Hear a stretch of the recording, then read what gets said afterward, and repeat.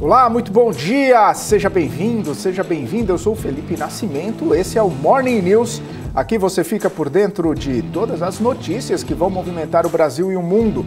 Muita informação, muita análise para você ficar bem informado nesta quinta-feira, hoje é dia 21 de julho. A gente começa essa edição falando sobre a decisão da política monetária na Europa, a expectativa sobre a elevação de taxa de juros pelo Banco Central Europeu, que acontece logo mais às 9h15. Analistas acreditam que a autoridade deve aumentar a taxa de juros em 50 pontos base, principalmente por conta dos últimos dados de inflação recorde e também pela Europa ter ficado atrás de outras regiões no aumento das taxas. Por isso, elevar os juros nessa magnitude está sendo visto aí como uma postura mais agressiva, porém necessária em relação aí ao bloco por conta de todo esse cenário. Falando em cenário, a Isabela Takaki está aqui comigo e traz esse contexto, né, pela expectativa da elevação de juros. Muito bom dia, Isa, ótima quinta-feira para você. Muito bom dia para você, Felipe. Bom dia a todos. Uma ótima quinta-feira. Bom, essa elevação vai ser a primeira em 11 anos no bloco e o principal ponto é, então, conter a inflação acelerada e recorde ali na zona do euro. E se o Banco Central Europeu não conseguir, então, lidar com isso, pode desencadear uma nova crise de dívida na Europa. Depois do coronavírus, o continente agora enfrenta os problemas relacionados à guerra. Nos últimos dias havia atenção sobre o fornecimento de gás da Rússia. Hoje, o Nord Stream já voltou a bombear gás para o bloco, mas as manutenções programadas ainda deixam os países em alerta. Outro ponto que a Itália quer de atenção ali é a Itália, que é o terceiro maior país do bloco e segue em uma profunda crise política. Falando em Itália, né, o primeiro-ministro italiano, Mario Draghi, anunciou hoje sua renúncia. Essa medida veio após ele não conseguir apoio da Câmara para seguir liderando o governo. 3 partidos se juntaram no boicote a um voto de confiança proposto pelo governo italiano. O presidente Sergio Mattarella pediu que Draghi permaneça no cargo em caráter provisório até a escolha de um novo premier. A convocação de eleições pode ser anunciada em breve, até mesmo para achar um substituto a Mario Draghi.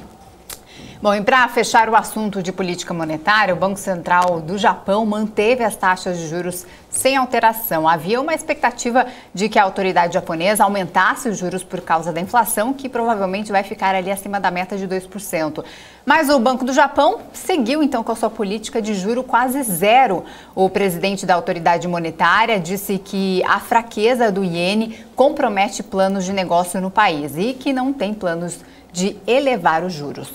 Isa, vamos dar uma olhadinha então como estão as bolsas nesse momento, principalmente aí com esse anúncio do BOJ, Banco do Japão, né, e também pelo BCE, o Banco Central Europeu. Lá na Ásia, as bolsas fecharam aí, ó, Nikkei do Japão fechou numa alta de 0,66%, Hang Seng fechou em alta de 0,17%, a bolsa da China também acabou fechando aí em baixa. Na Europa, a gente dá uma olhada aqui, as bolsas operando mistas nesse momento, DAX na Alemanha caindo 0,79%, o CAC na França subindo 0,54% e FTSE no Reino Unido caindo aí 0,41%, os investidores todos de olho, né, na próxima, na reunião aí do Comitê de Política Monetária do Banco Central Europeu, que deve definir esse aumento de juros em 0,5%. Os futuros americanos operam em baixa neste momento, com o Dow Jones caindo 0,35%, o S&P caindo 0,27% e a Nasdaq caindo 0,10% neste momento. As bolsas americanas bastante impactadas negativamente aí também. A gente vê que tem a sessão de resultados acontecendo lá nos Estados Unidos.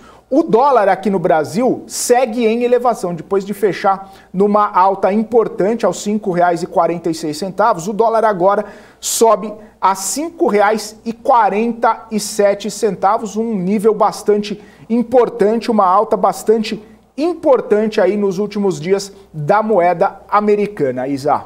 Bom, Mercosul e Singapura fecham um acordo de livre comércio que elimina as tarifas de importação sobre cerca de 90% do intercâmbio bilateral. O acordo poderá beneficiar as áreas de facilitação de investimentos, abertura de serviços e regras para o comércio eletrônico. É o primeiro tratado do gênero entre o bloco sul-americano e seus parceiros na Ásia e foi fechado depois de meses de negociação. Segundo o Ministério da Economia, o acordo pode aumentar o PIB do Brasil em 28 bilhões de dólares entre 2022 e 2041. E o governo prepara um corte de cerca de 5 bilhões de reais para cumprir o teto de gastos. O número exato ainda vai ser definido e contabilizado pelo Ministério da Economia, que está fazendo as contas para saber qual é o tamanho do buraco que vai precisar ser coberto. É que na avaliação bimestral de receitas e despesas foi constatado um aumento dos gastos obrigatórios e o governo precisa bloquear despesas não obrigatórias para equilibrar as contas. O corte vai ser feito mesmo diante das estimativas de melhora constante na arrecadação de impostos, justamente porque o teto de gastos prevê um limite aí daquelas despesas atreladas à inflação. O governo ainda está analisando de onde vai haver esses cortes, se de verbas para ministérios, emendas do relator ou de algum outro custo que o governo tenha. Esse corte está deixando aí alguns ministérios apreensivos. As pastas da educação, da defesa e da saúde já tiveram orçamento reduzido e podem ser ainda mais impactados. Vale lembrar que o corte de 5 bilhões não tem relação com a PEC eleitoral, que permite gastos de mais de 41 bilhões de reais. A PEC das bondades foi votada justamente para tirar esse custo do teto e poder aumentar o Auxílio Brasil de R$ 400 para R$ 600, dar voucher de R$ 1.000 para caminhoneiros, dobrar o valor do Vale Gás, entre outros benefícios. Vamos falar agora da Petrobras. O governo deve enviar novamente os 2 nomes vetados pelo Conselho de Administração da empresa. Os nomes são do secretário executivo da Casa Civil, Jonathan Castro, e do procurador-geral da Fazenda Nacional, Ricardo Soriano de Alencar. Esses nomes eles foram rejeitados pela empresa por possível conflito de interesses. Para o Ministério de Minas e Energia não existe nenhum tipo de impedimento e, por isso, ele vai reencaminhar o nome deles para uma nova avaliação. Além deles, é claro, são 8 nomes ali que serão encaminhados. O Conselho de Administração rejeitou apenas dos 2. A aprovação ou não desses nomes deve acontecer no próximo dia 19 de agosto, quando acontece a Assembleia Geral Extraordinária da Petrobras. Bom, e o Wilson Ferreira Júnior deve voltar para o comando da Eletrobras. Atualmente ele é presidente da Vibra, ex-BR Distribuidora, e já teria manifestado seu interesse em deixar o cargo. A volta dele teria sido costurada ali pelos principais fundos que investiram na companhia desde antes da oferta de ações que marcou a privatização da Eletrobras. Os fundos teriam feito ponte ali para garantir o retorno do executivo. Ferreira Júnior esteve na presidência da Eletrobras entre 2016 e 2021. Sua missão foi preparar a empresa para a privatização. A Eletrobras informou que não tem conhecimento desta movimentação. Você está acompanhando aqui o Morning News, direto do nosso canal do YouTube, no portal e também no Profit da Nelógica. Para você ter acesso a todos os nossos conteúdos, a íntegra dos programas e também os podcasts com os melhores especialistas do mercado, vai lá no YouTube, se inscreve no nosso canal e também não se esquece de ativar as notificações para não perder nenhum conteúdo exclusivo. Vai lá no YouTube e procura BNC News, faz a sua inscrição e também ative as notificações para ficar sempre muito bem informado aqui com a gente. Agora são 8 horas e 43 minutos, a gente vai para um rápido intervalo e daqui a pouco vai bater um papo com Jair Santos Júnior, cientista político e também diretor-geral do IBS Américas, sobre o cenário político. É daqui a pouquinho, depois do intervalo.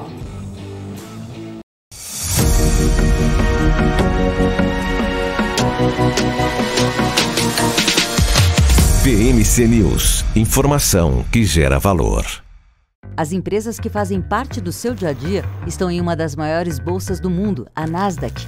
E a boa notícia é que você pode investir nessas empresas diretamente pela Avenue, sua corretora nos Estados Unidos. Com os dados das ações dos Estados Unidos fornecidos pela Nasdaq em tempo real, o cliente Avenue pode acessar diretamente as maiores bolsas do mercado americano.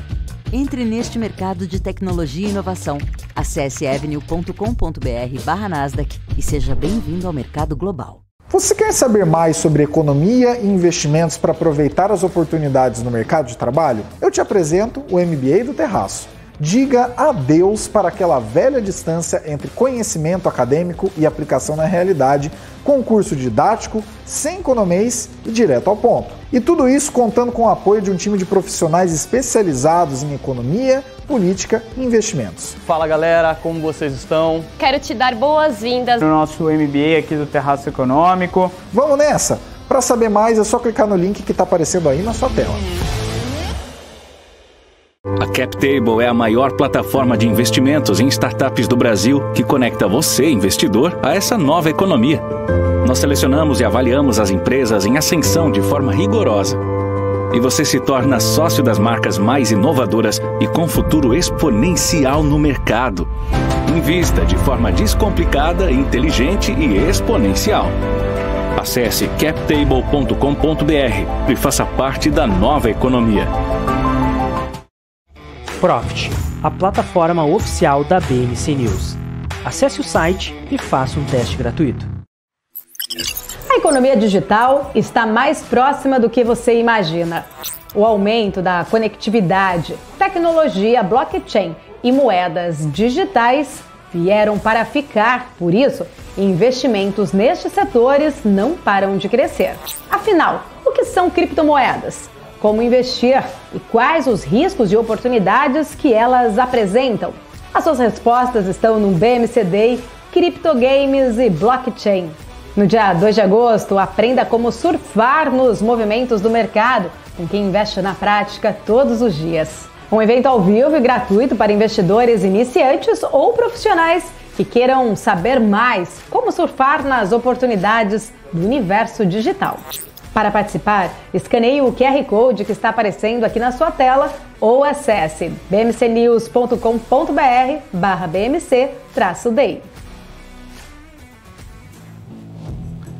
Bem-vindo de volta à Morning News aqui na BMC, 8 horas e 46 minutos. Vamos conversar então com Jair Santos Júnior, cientista político, diretor-geral do IBS Américas. Já está aqui conosco. Jair, seja muito bem-vindo. Ótimo dia para você.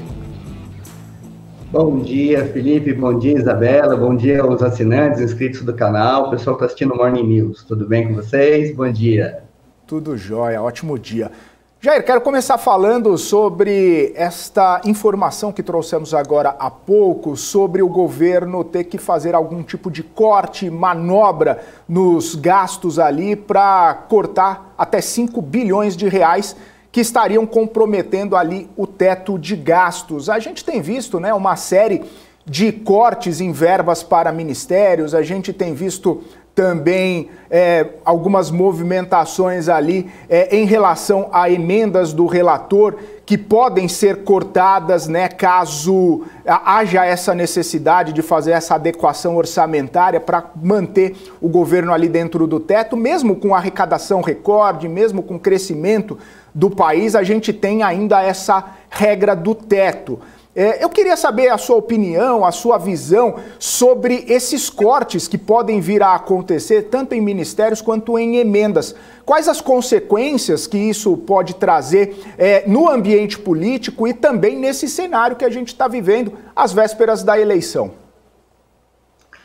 Olha, Felipe, o que fica claro é que o governo a despeito de movimentações com a participação dele, mas com uma atuação muito forte do Congresso, da Câmara dos Deputados, eles têm atuado no sentido de promover um segundo semestre, onde se invista em benefícios sociais, ok? Que tem resposta rápida do ponto de vista de percepção do eleitorado em relação à atuação do Executivo, não é? E outras ações, vamos chamar de estruturadas ou estruturantes, talvez não sejam objetos de investimento nesse momento, né? É natural de um governo em momento de reeleição, ainda mais posicionado em segundo lugar nas principais pesquisas frente ao candidato da oposição, que ele tente de alguma maneira direcionar as suas políticas, a sua atuação para algo que lhe dê resposta rápida.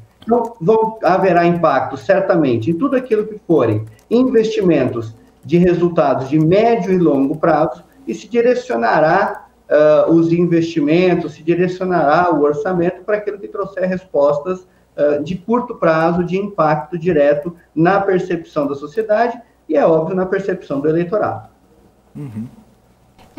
Professora, eu queria entender o cenário em relação às oficializações, né? Hoje acontece aí a oficialização do ex-presidente Lula ali na chapa com Geraldo Alckmin. No próximo sábado, Bolsonaro também vai fazer um evento que tem já gerado muita polêmica aí, questão de boicote, agora liberou as inscrições. Primeiro, deve se consolidar então Braga Neto ali na chapa com Bolsonaro. Há uma grande especulação em torno também de preparações e articulações ali nos bastidores do STF. Circula que Bolsonaro estaria tentando até fazer não acontecer a eleição. Temos aí um militar, um general como vice ali. Você acredita que trazer um general ali como vice traz uma resistência, reforça esse discurso aí que tem circulado nos bastidores ali de Brasília? E qual que é a expectativa aí dessas duas convenções, né? O que deve ser falado nesse discurso? Eles devem já dar um posicionamento, um direcionamento a partir de agora da campanha oficial? Não começa agora, né? Mas agora é o primeiro passo. Vamos lá, Isabela, olha só. O que a gente vai acompanhar nesses, vamos chamar, 10 dias aqui, é a formalização de muitas coisas que já sabemos. Então, as convenções, elas são atos de formalização, tá? Vamos dar um exemplo bem clássico, é o que vai acontecer hoje na convenção que vai formalizar a candidatura Lula-Alckmin. O Lula não vai. É um ato protocolar. A própria organização do evento está tratando dele como um ato protocolar, porque ele está atrás dos palanques estaduais e de ainda fazer as amarrações que forem necessárias para isso que vamos chamar de uma frente ampla, que ele e os partidos que se reúnem ao redor dele, que ele tem uma liderança individual muito forte, é natural, até pelo seu histórico, desde a década de 80 e 70, ele está ali aglutinando. Então, esse é o esforço de um lado. Não é à toa que, se eu não me engano, ele estará no Pernambuco, exatamente um dos lugares onde a questão do palanque está difícil, a questão dos estados e tudo mais, não é? Do outro lado, do lado do presidente, do candidato, né, da situação, que vai ser formalizado nos próximos dias, ainda também a convenção será nesse desenho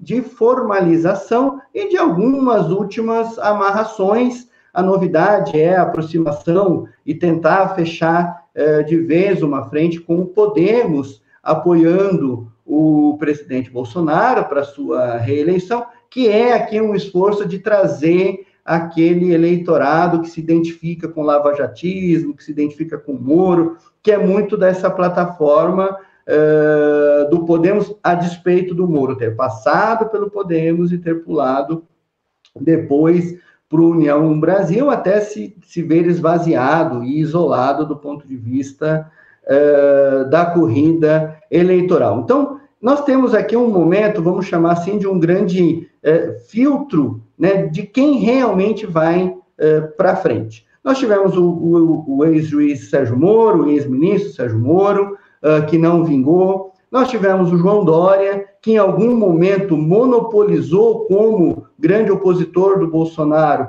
principalmente no combate à pandemia. Ele elegeu a pandemia como uma plataforma de campanha para aparecer e para se posicionar. E esses dois personagens, por exemplo, foram tão falados como terceira via, não chegaram até aqui.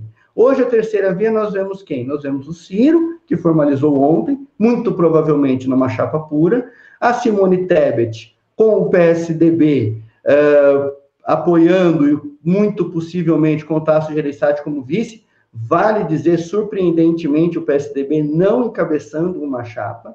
O Bolsonaro, para fechar agora aqui, com o PL à frente, o Centrão como base de apoio e o Braga Neto como vice. Então, a gente começa a ter esse desenho aqui mais estruturado. Eu falei só dos três primeiros, né? Existem todos os outros. Nós temos a grande dúvida, o que realmente vai acontecer com o Bivar, né? Como é que o União Brasil vai se posicionar.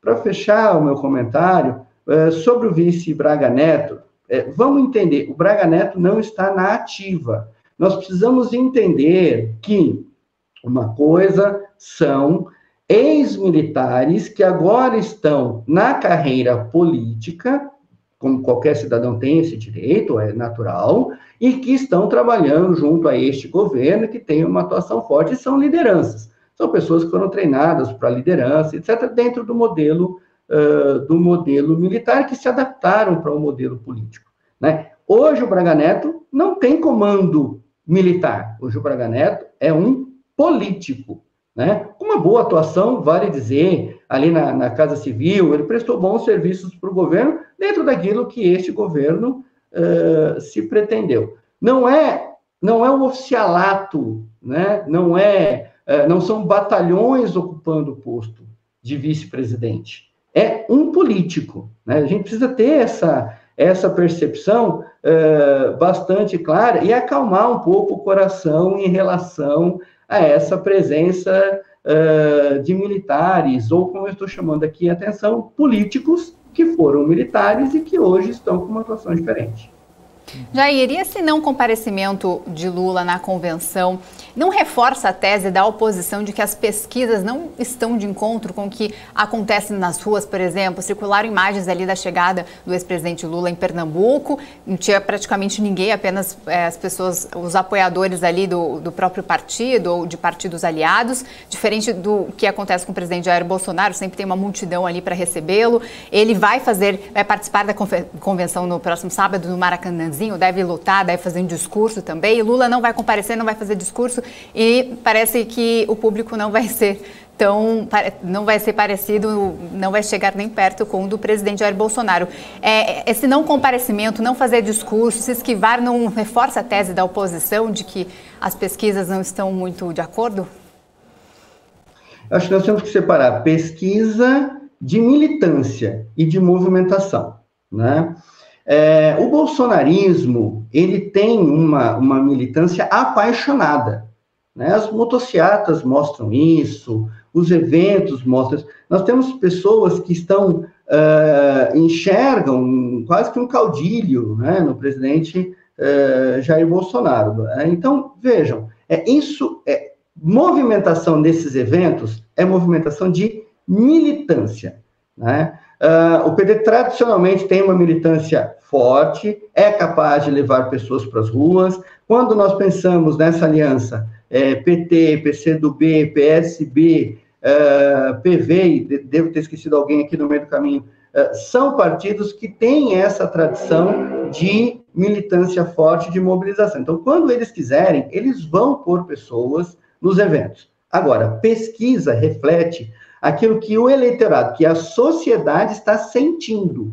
Essa é a diferença. Então, por exemplo, inflação dos alimentos, vamos recortar aqui, né? Aquilo que a gente convencionalmente chama de inflação dos alimentos. Alta de combustível, ainda que tenhamos um respiro, mas respiro de gasolina mais de R$5 o litro, não é um respiro lá, grande coisa assim. O impacto no orçamento ainda está acontecendo. Desemprego ainda está bastante elevado. retomada econômica, tendências e sinais de crescimento e tudo mais, ainda não refletem aquilo que seria a nossa esperança de repor as perdas da pandemia. Esses elementos refletem comportamento eleitoral. A pessoa vai para o supermercado, vê lá o preço da carne, vê lá o preço do feijão, vê lá o preço do arroz. Não está bom, ela não consegue fazer a compra, ela faz algum tipo de renúncia. Ela fica incomodada, ela se insatisfaz. Ah, quem está no governo? Jair Bolsonaro. Então, a culpa é do governo. Percebem? Então, pesquisa reflete sentimento de eleitorado.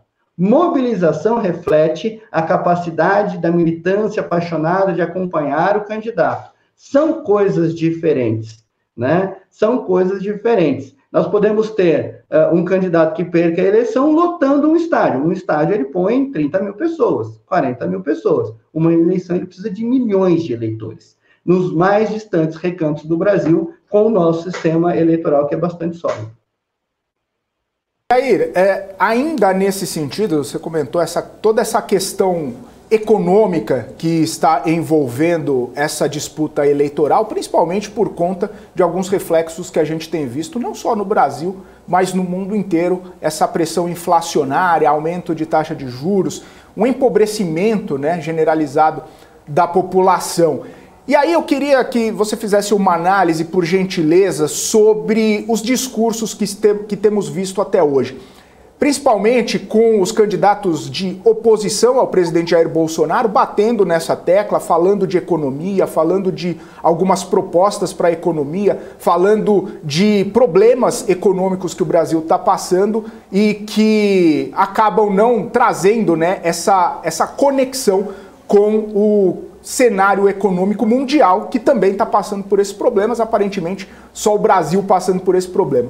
Mas o presidente Jair Bolsonaro, ele, quando faz o seu discurso, ele acaba tratando de temas não necessariamente envolvidos na questão econômica. Ele fala sobre pauta de costumes, ele fala sobre a questão das urnas eletrônicas, ele acaba trazendo ali algum tipo de tensionamento entre os poderes. Enfim, a análise que eu gostaria que o senhor fizesse é sobre esses discursos, né, de lado a lado, principalmente do ex-presidente Lula e do presidente Jair Bolsonaro, antagônicos, né, na temática. Como que o senhor avalia essa situação, por gentileza? Felipe, olha, admito que eu ainda estou bastante frustrado com a ausência de uma discussão propositiva para essa eleição.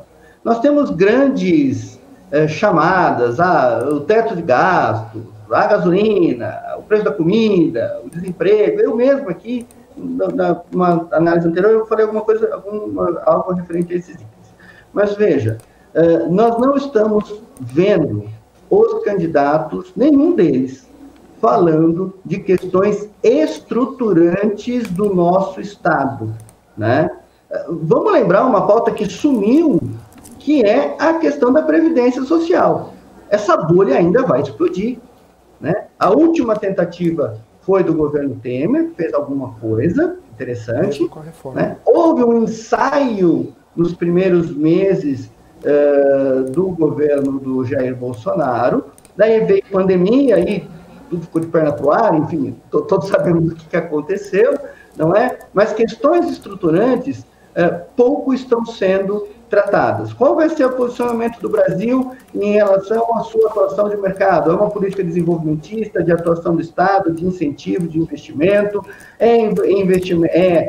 Dar para o país uma atuação na área das commodities?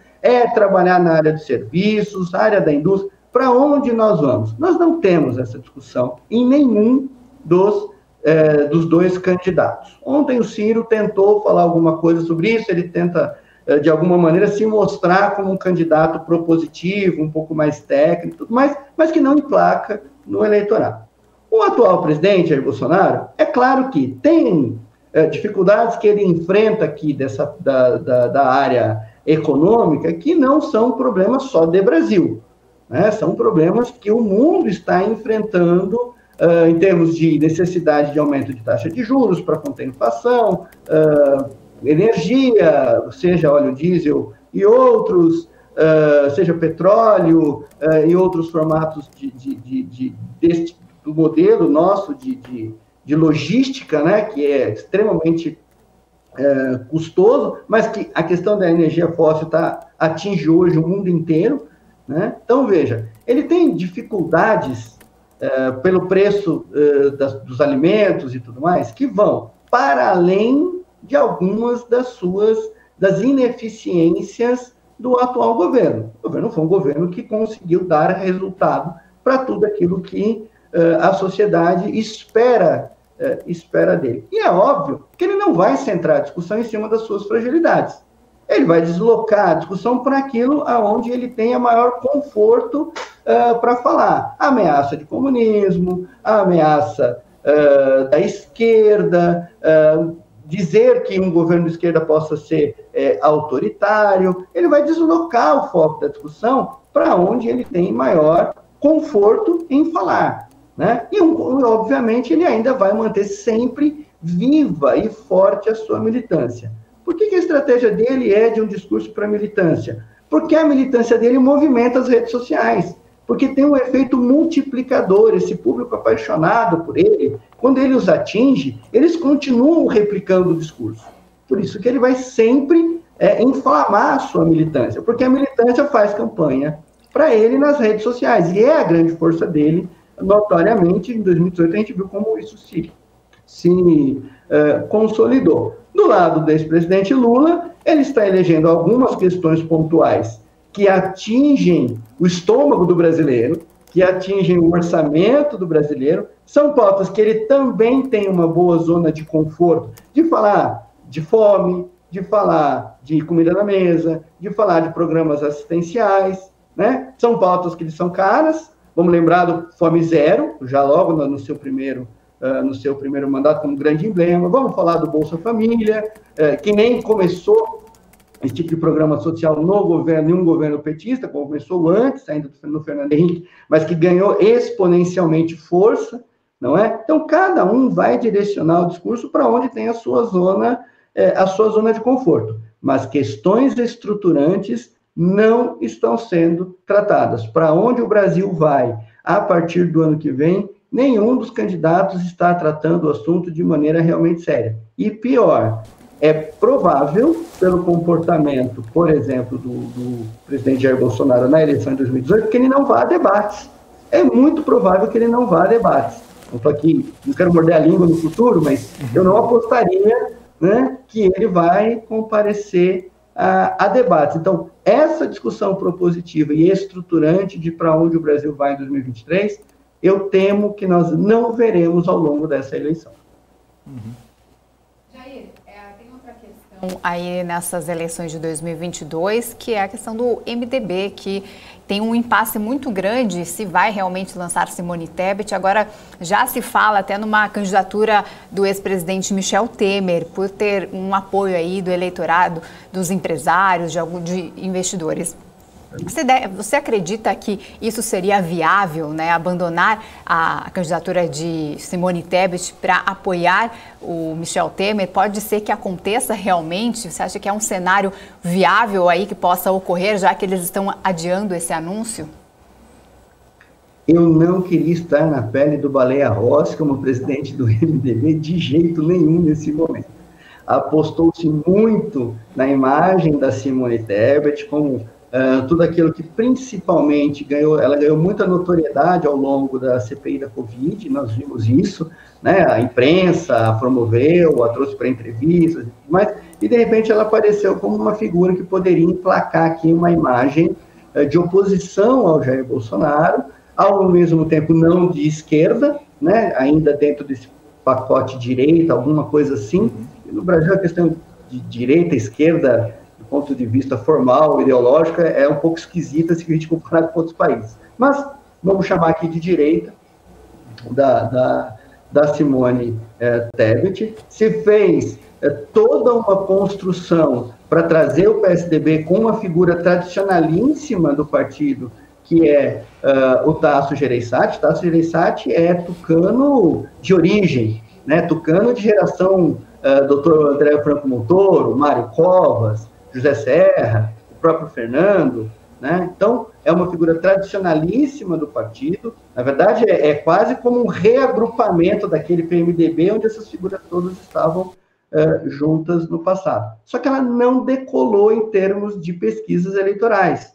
Ela não se mostrou, ela não passou o Ciro, ela não ultrapassou a casa de 2 dígitos. Então, o MDB hoje vive o dilema de vamos continuar apostando em toda essa construção que nós fizemos, ou, olha, melhor parar aqui, estanca este problema, e nós vamos desistir e compor com alguém, ou trazer um candidato que seja um candidato articulador, que terá, na prática, um posicionamento de articulação, já olhando para o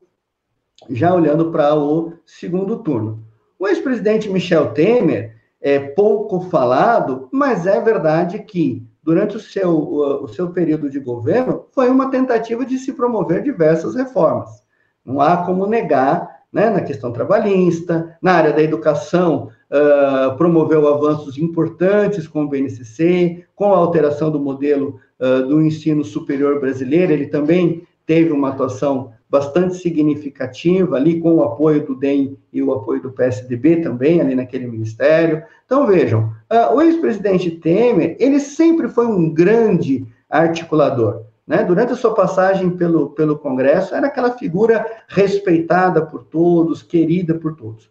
No meio empresarial, tem um trânsito muito tranquilo, né? É um amigo de todos, é um conhecido de todos. Durante o seu governo, teve uma atenção especial com políticas importantes para a indústria e para o setor de serviços, mas não deixou o agro de lado, também deu atenção para esse setor. Então, ele traz as lideranças, vamos dizer assim, do mundo econômico consigo. Não é de se jogar fora uma figura dessa relevância e dessa capacidade política. Mas entendo que o dilema do MDB está entre continuar apostando em alguém que possa se solidificar e, de repente, decolar, o que me parece difícil, que parece realmente difícil, né? Ou tentar pensar numa figura que é um articulador que, no fundo, vai pavimentar aquilo que eles vão desenhar como alianças para o segundo turno. Jair, muito obrigado pela sua participação aqui com a gente. Ótima quinta-feira para você. Até uma próxima. Obrigado, Felipe. Obrigado, Isabela. Um abraço a todos os assinantes. Fiquem bem. Fiquem com Deus. Valeu. Tchau, tchau. Falamos com o Jair Santos Júnior, cientista político, diretor-geral do IBS Américas. Agora, 9h11. Eu já quero chamar o Guga Almeida, CEO da Trade Insights, está aqui conosco para um bate-papo desta quinta-feira. Guga, muito bom dia para você. Bem-vindo mais uma vez. Ótima quinta. Bom dia, Felipe. Bom dia, Isa. Bom dia, pessoal. Ótima quinta para todos nós. Guga, 9h11. A gente está a poucos minutos da divulgação da política monetária do Banco Central Europeu. Expectativa de elevação de 0,5 ponto percentual. Primeira elevação de juros na Europa em 11 anos, principalmente aí por conta de inflação, efeito de guerra, toda aquela situação econômica complicada que está acontecendo na Europa. E os mercados reagindo mistos aí nessa expectativa, né, Guga? Como que você vê essa situação? O que isso pode trazer de consequência para o mercado? Estava até dando uma olhada mesmo aqui no futuro brasileiro, que já está em queda, seguindo algumas tendências internacionais. Como que você está vendo todo esse cenário aí e os impactos que esse aumento de juros na Europa pode trazer para os mercados? Bom, me parece que vai ser um marco histórico, né? Se mais de uma década está sem elevação de juros, elevar agora é sinal de que a economia na Europa vai viver novos tempos. Acho que já está meio que claro isso. Se o mercado reagir positivamente, vamos falar que é porque agora estão fazendo o que deveriam ter feito antes. E o mercado vai começar a enxergar com bons olhos isso.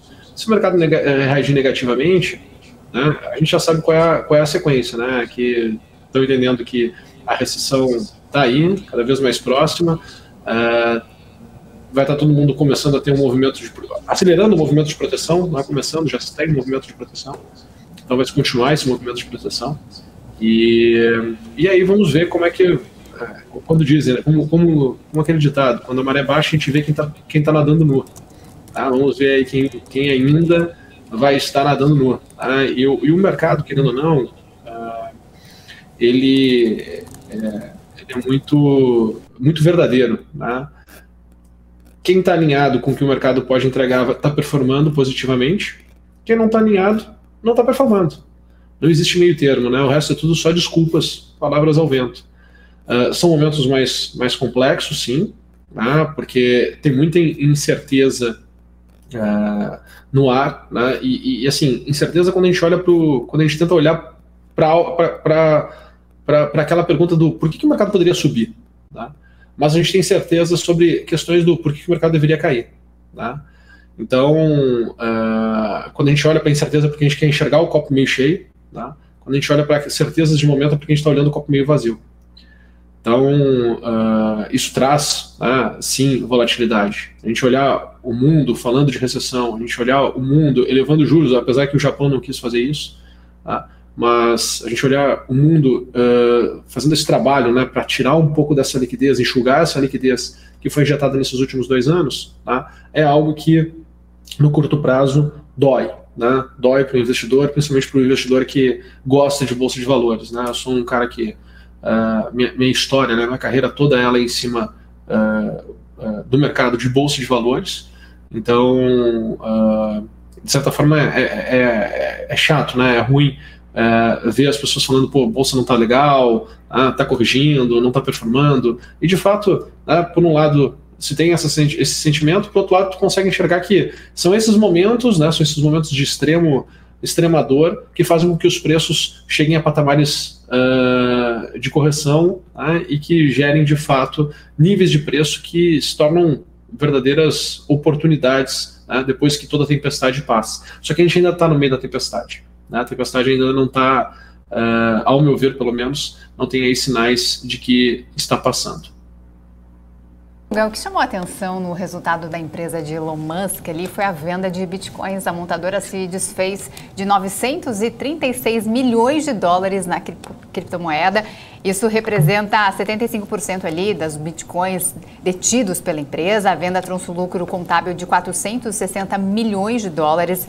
Elon Musk fez um bom negócio, na sua opinião?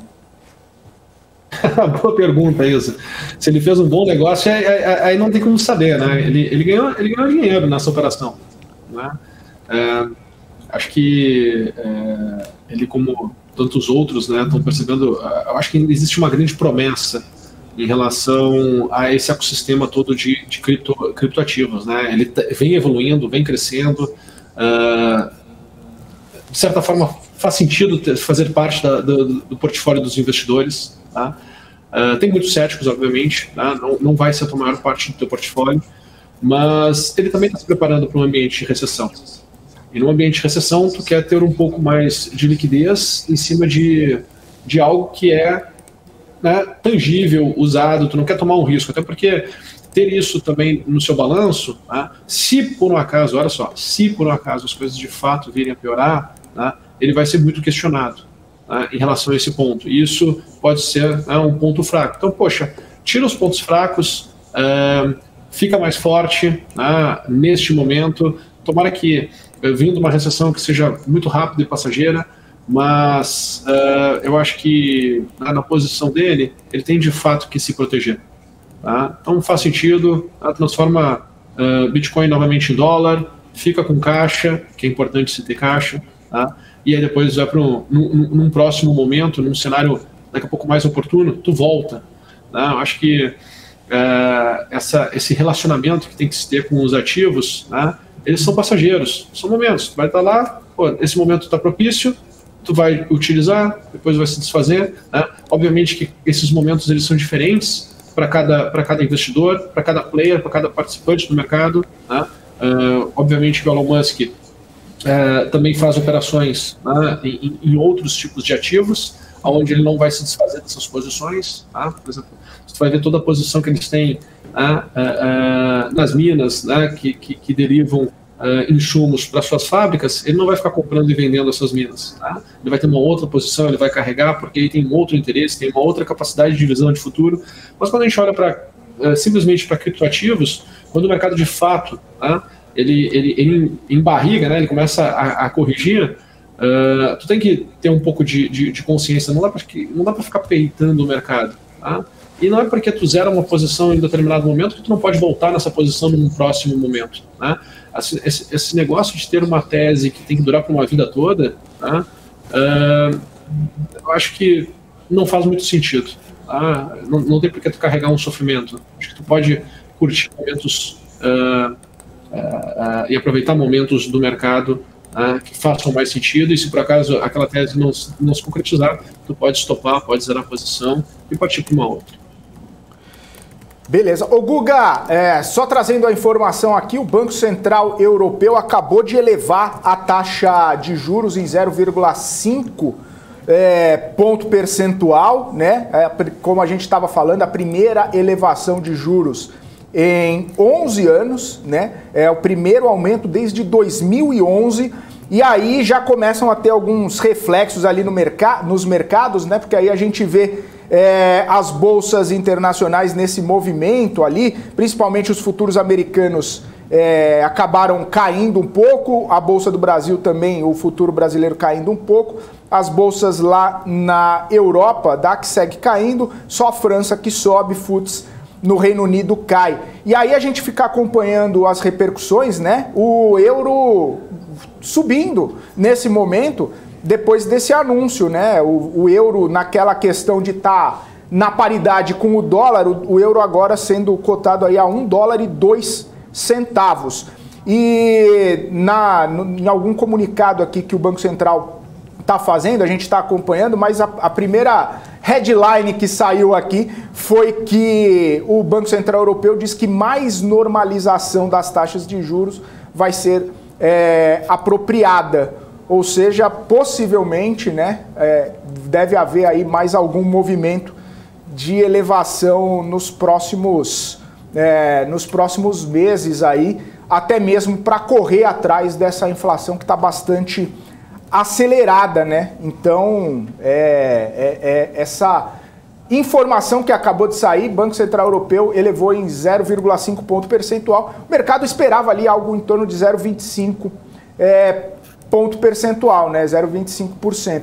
Então, aumentou meio, aumentou bastante, aí é um movimento um pouco mais hawkish, digamos assim, sendo que a taxa estava próxima de zero aí há muitos e muitos anos, hein, Guga? Então agora a gente fica acompanhando essa repercussão do mercado aí, o que está acontecendo, o que pode acontecer. E aí, né, Guga, vamos ver o que acontece na nossa bolsa hoje. Legal. Só para completar, Felipe, acho que esse primeiro movimento que nós vamos ter de alta de juros lá na Europa, ele não vai... Sim. Podemos imaginar que o mercado ele não vai corrigir com tanta força. Onde é que o mercado ele tende a corrigir com muito mais força, vejo eu? Quando a gente começa a se aproximar daquela zona limite que a gente imaginava que os juros poderiam atingir. Pega o exemplo nosso do Brasil na metade do ano passado, um ano atrás, quando a gente atingiu ali a região dos 6% de juros. Tanto que quando a gente atingiu os 10% de juros, o que mais se falava já era para tomar posição de pré-fixado. A gente já está no patamar que está. Por quê? Porque vai além das expectativas esperadas num tempo anterior. Então, tu tem uma expectativa, tu toma uma posição, passa o tempo e aquelas expectativas elas não são concretizadas dentro daquela visão que tu tinha. O que acontece? O mercado ele acaba sendo estimulado a ter que reagir naquela posição que se tinha. Então isso acaba gerando, né, um movimento, desencadeando um movimento em cascata. Né? O mercado ele começa a ganhar uma nova tendência que estava fora do radar, porque estava de fato fora do radar. Né? Então assim, não vai ser nessas primeiras altas que de fato vão trazer aí o grande movimento. Né? Eu acho que o grande movimento ele vem depois que começa a errar. Tá? Então, eu acho que, por exemplo, nos Estados Unidos mesmo, acho que após essa próxima reunião do Fed, eu acho que é aí que entra mesmo numa zona mais conturbada, né? Mais problemática. Mas vamos ver serão as cenas nos próximos capítulos. Deixa eu compartilhar aqui com vocês na minha tela, para que a gente possa traçar aqui um cenário, um potencial cenário para o dia de hoje. O que me chamou a atenção nesses últimos dias aqui? Me chama a atenção como a cotação do nosso índice futuro, ela assim, lateralizou. Né? Essa palavra que a gente pode utilizar. Né? Ela lateralizou. Ela não estou conseguindo enxergar a força para voltar acima dos 100 mil pontos. Tá? Parece que assim, está fraco. Né? O mercado está sem entusiasmo, sem fôlego, sem força, sem vontade. Está sem energia. E muito disso é porque não tem pessoas querendo tomar risco. A pessoa não está querendo tomar risco, tu não está estimulado a sair da tua posição de renda fixa e trazer para a bolsa. Mesmo que se fale dos múltiplos, mesmo que tu olhe para a questão do lucro das companhias, se está se falando de recessão, os lucros tendem a cair. Se os lucros tendem a cair, os múltiplos vão mudar. É uma questão meio que lógica, né? A gente tem que olhar, o mercado ele se movimenta, né, em cima de expectativas. Se a tua expectativa não consegue mostrar um cenário mais positivo, por que o mercado vai tomar risco? Então o mercado ele acaba não tendo força para tomar risco, não tendo força para se manter. Tá? Então a gente precisa enxergar isso, né? Quais são as forças que estão ali na frente e que vão poder trazer, né, uma energia a mais para o mercado conseguir buscar outro patamar de preço. Tá? Então, quando eu olho para esse cenário, acaba que, para que eu consiga fazer uma projeção de alta aqui, eu tenho que escolher muito bem, né, quais são os movimentos que eu vou utilizar como tese. O movimento mais otimista que eu tenho é esse aqui, que está marcado aqui nesse quadradinho aqui, em amarelo, né, entre os dias 13 de julho, 11h45 da manhã, até 14 de julho, ali, às 11h20 da manhã. Se eu utilizo este movimento para fazer minha projeção, tá? Um cenário mais otimista que a gente teria, e aí não é para hoje, tá? Porque não tem um movimento curto, não dá para fazer assim alguma projeção para um movimento mais curto do que esse. Tá? Ou o mercado ele consegue andar de forma positiva, né? E trabalhar lá para a região dos 102 mil pontos. Tá? Então, olha só, será que tem dinheiro no curto prazo para jogar o mercado lá para cima de 102 mil pontos? Tá? Ou ele vai perder a força, tá? Ele vai voltar a perder a força, tá? E aí a gente pode olhar aqui um movimento de, como hoje é quinta-feira, né? Amanhã já é sexta, tem aquela brincadeira da cesta da maldade e tudo mais. Ou o mercado ele volta a entrar em uma frequência de baixa, volta lá para a região dos 97 mil pontos, né? Então ele vai se acelerar, acelerar a queda, 97 mil pontos, e se vier a perder os 96.500, que para mim é o grande divisor de águas, aí a gente vai ver o mercado lá em 94.300, tá? Então, essa aqui é a fotografia que eu tenho aqui agora, tá, Felipe? A gente está bem no meio do caminho, numa região lateralizada, chata, incomodativa, né? Tudo para o pessoal perder dinheiro agora no curto prazo. Lembra que eu... E acho até interessante a gente pensar nisso, né? Há umas semanas atrás eu vinha falando para vocês, olha, os movimentos eles estão muito oportunos para curto prazo e eles não estão mais oportunos para médio e longo prazo. Né? A gente está tudo muito pontual. Começa a mudar um pouco o comportamento do mercado. A gente consegue já perceber isso exatamente pela leitura aqui, tá? Do que tem feito, como é que tem sido os movimentos interdiários, o que o mercado tem feito em algumas janelas, né? Onde saem alguns indicadores, e a gente consegue ter essa visão melhor, né? Olha, o mercado ele perdeu a chance, perdeu aqueles movimentos rápidos e intensos de curto prazo e faz mais sentido para você diminuir o risco, ter uma visão um pouquinho mais afastada. Não quer dizer que você vai carregar a posição para 3, 4, 5 meses, 1 ano. Não estou falando isso. Né? Mas as projeções têm que ser um pouco mais afastadas, o que faz com que tu tenha que tirar, de certa forma, a alavancagem financeira. Então tu busca resultados em movimentos maiores e, ao mesmo tempo, aportando menos dinheiro. Então tu tem que sempre estar balanceando, né? Ou você busca movimentos menores em amplitudes de movimentos, variações de preços menores e coloca mais dinheiro, você procura movimentos maiores e coloca menos dinheiro. Então tem que ir fazendo essas regulagens, né, se de fato quer performar ao longo do tempo. Se não, vai perder dinheiro, como disse Guga Almeida. Valeu, Guga! Abraço para você, boa quinta-feira, ótimos negócios. Até amanhã, então, na Sexta da Maldade. Abraço. Beleza, pessoal. Um abraço. Até amanhã. Tchau, tchau. Falamos aí com o Guga Almeida, CEO da Trade Insights, trazendo visão, perspectiva para o mercado financeiro nesta quinta-feira, dia de divulgação de taxa de juros do Banco Central da Europa. A gente vai trazer mais repercussões sobre essa elevação de taxa de juros, a primeira desde 2011 no bloco, daqui a pouquinho, depois do nosso intervalo. Fique com a gente. BMC News. Informação que gera valor. Notou a inflação explodindo recentemente? Preço da gasolina? O seu dinheiro está desaparecendo? Rentabilize suas criptomoedas com a Bybit Ganhos. Tudo isso em uma plataforma intuitiva, segura e dinâmica. Não perca mais tempo, porque tempo é dinheiro. Abra sua conta hoje mesmo. Bybit.com. I know awards aren't everything, but when I see a wall full of them, that's impressive. You see, an award says a lot about a person. Devotion, persistence. Of course, I'm not talking about all the random trophies that people put on their desk. It's hard to find a broker that meets all your expectations. Or is it really? Active Trades online broker since 2001.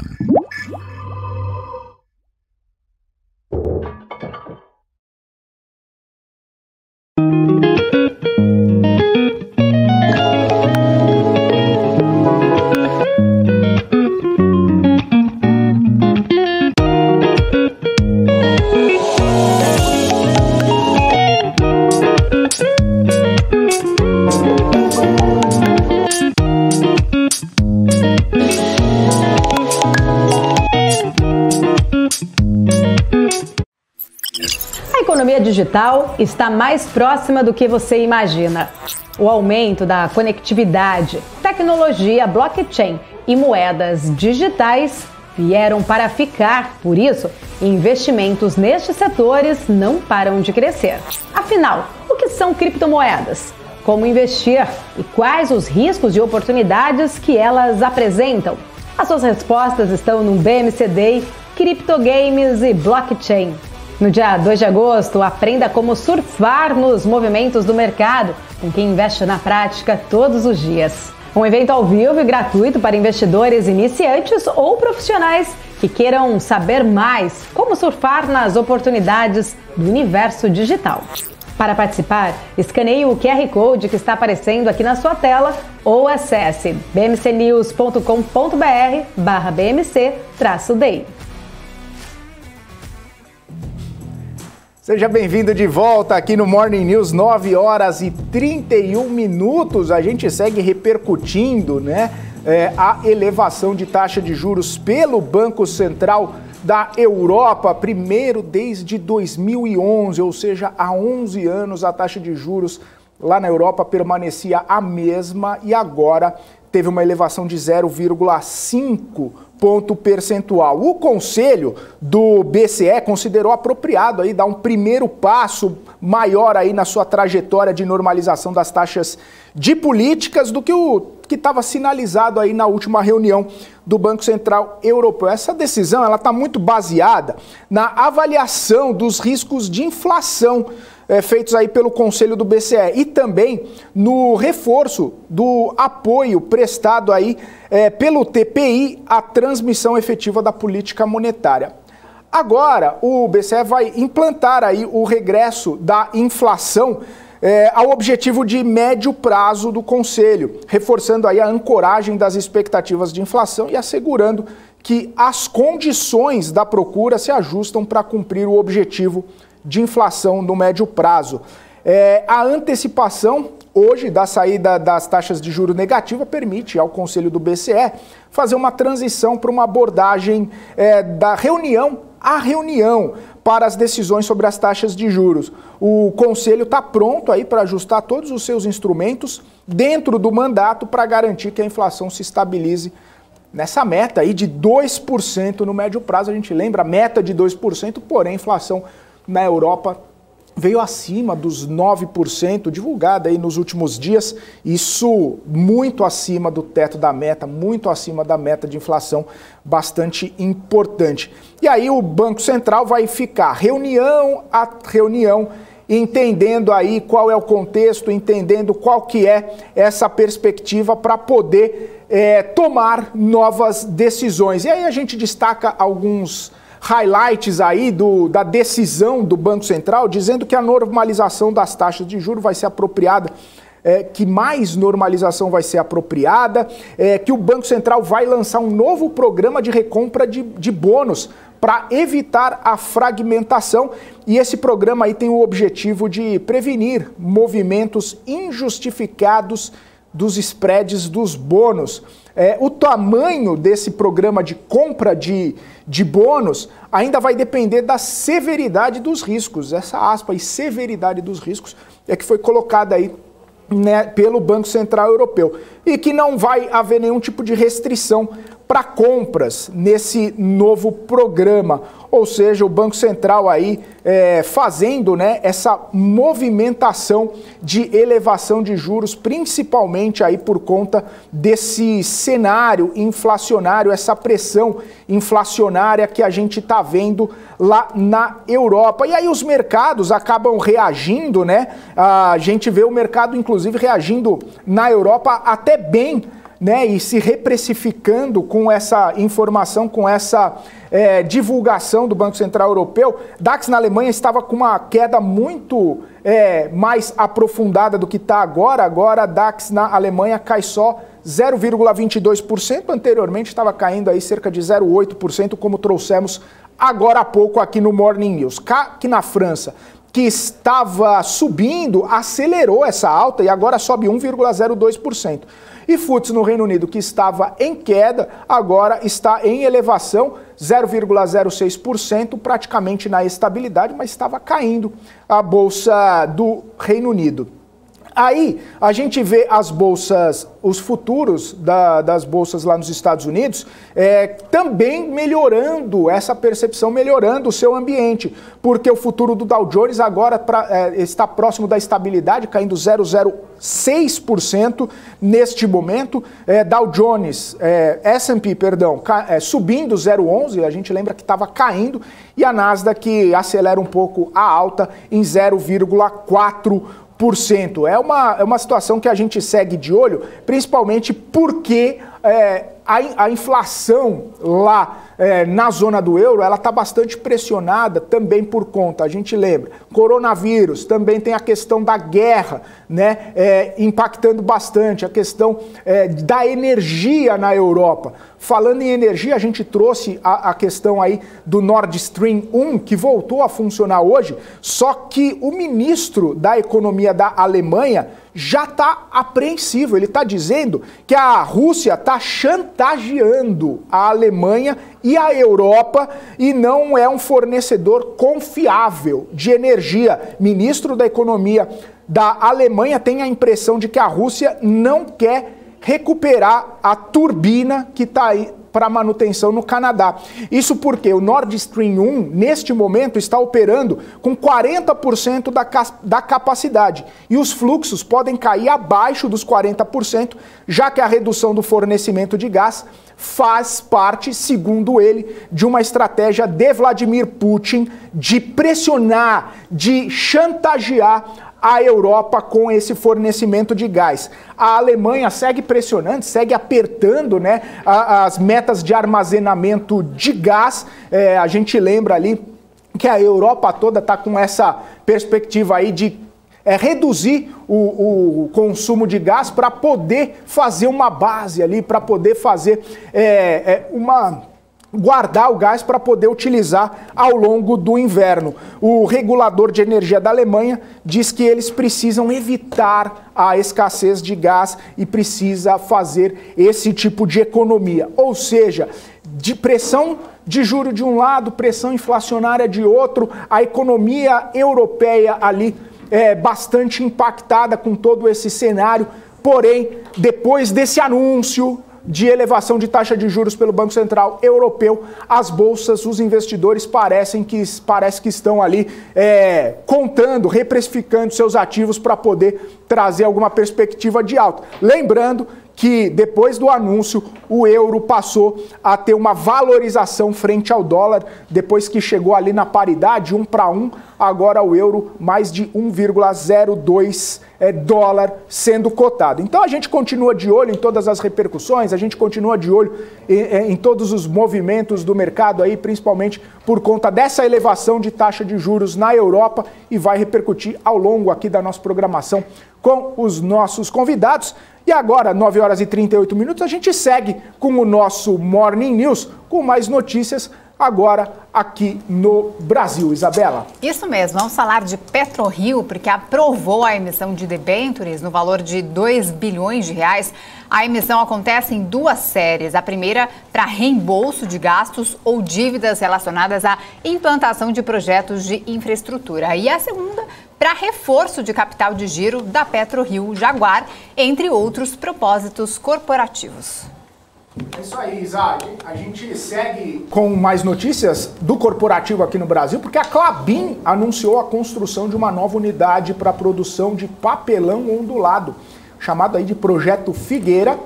Ele vai ser implementado na cidade de Piracicaba, no interior do estado de São Paulo, e vai ter um investimento de 1,57 bilhão de reais. A capacidade de produção anual da unidade vai ser de 240 mil toneladas de papelão ondulado, e o início do projeto está previsto aí para o segundo trimestre de 2024. Joe Biden e Xi Jinping devem se encontrar em alguns dias. Foi o próprio presidente americano que afirmou que deve ter um encontro ali com o líder chinês. A reunião acontece em meio à crescente tensão entre os países a causa do acirramento dos ânimos. São manifestações favoráveis de americanos a Taiwan, território reivindicado por Pequim. Joe Biden não deu mais detalhes sobre o encontro, nem quando vai ser e nem qual o local deve acontecer. Lembrando que existe aí um grande embate por conta também de questões da guerra entre China e Estados Unidos ali, né, por parte de liderando o Ocidente nas sanções contra a Rússia, e a China ali apoiando a Rússia, sendo sempre um aliado da Rússia. Então, hoje há uma grande expectativa, então, para essas reuniões, esses encontros aí que devem acontecer. É isso aí, 9 horas e 41 minutos, a gente está chegando no fim do nosso Morning News, que trouxe os principais destaques, as principais notícias para você ficar muito bem informado logo no comecinho do dia e fazer ótimos negócios ao longo desta quinta-feira. A gente volta amanhã, a partir das 8h30 da manhã, e você, claro, continua na nossa programação agora com BMC News, comandado pela Paula Moraes e todo o time aqui da BMC. Forte abraço, ótima quinta-feira, tchau, tchau!